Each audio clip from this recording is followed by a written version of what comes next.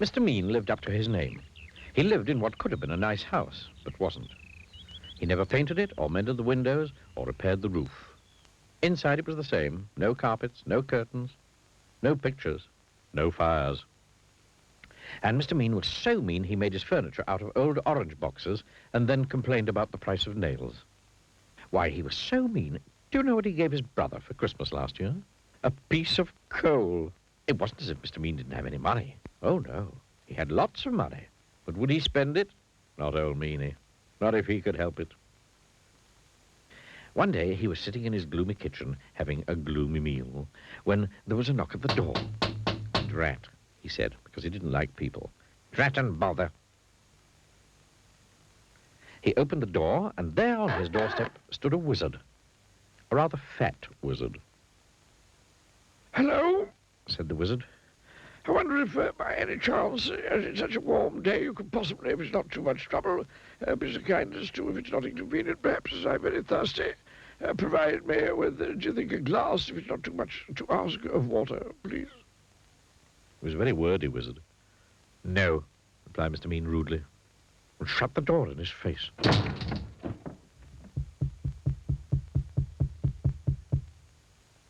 "How did you get in?" "Well," replied the wizard, "it was by, how shall I put it, I just, well, you know, waved the old what's-his-name magic wand, don't you know, and then, you know, well, here I am, if you know what I mean." "You must be very poor," he remarked kindly, looking round. "Oh, yes, I am," lied Mr. Mean. "Then perhaps I can help you," said the wizard, pulling up a box to sit down on. The box didn't move, so the wizard pulled it harder, and this time it did move. In fact, it tipped up and spilled Mr. Mean's money all over the floor. Well, well, well, well.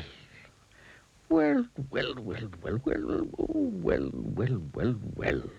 It would appear to me that you, sir, are an old meanie. Mr. Meanie didn't hear him. He was too busy scrabbling all over the floor trying to pick up his money. And meanies need to be taught a lesson.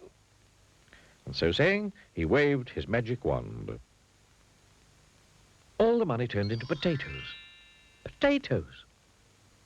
"Oh, dear. Oh dear me. Oh, dear me. Please turn my money back into money. Oh, please, please, please." "Perhaps," replied the wizard. "But on the other hand, taking all things into account, by and large, things being what they are on the face of it, perhaps not. However," continued the wordy wizard, "if you make me a solemn promise never to be mean again, then I'll turn the potatoes back into money. But," he added sternly, "if you are ever mean again, then it's, how shall I put it, then it's potatoes for you, my lad, if not other vegetables as well." The following day, Mr. Mean decided to walk to town. He never took the bus, because that cost money. On the way, he met an old washerwoman carrying an enormous bundle of washing. "Oh, please, please, kind sir," she said. "Could you possibly help me to carry this washing? It's so heavy." "No," replied Mr. Mean. "It's your washing. You carry it." But as soon as he'd said that, he felt a tingling in his nose. Mr. Mean's nose turned into a carrot. "Oh, no," he gasped. The old washerwoman chuckled. And then Mr. Mean remembered the wizard's words. "Yes, oh yes," he cried in a panic. "Of course I'll help you, of course." And the carrot turned back into a nose, and off he went. The old washerwoman chuckled again and turned back into the wizard. It had been him all along, you see. Then Mr. Mean passed by a cottage garden. In the garden there was an old man chopping wood.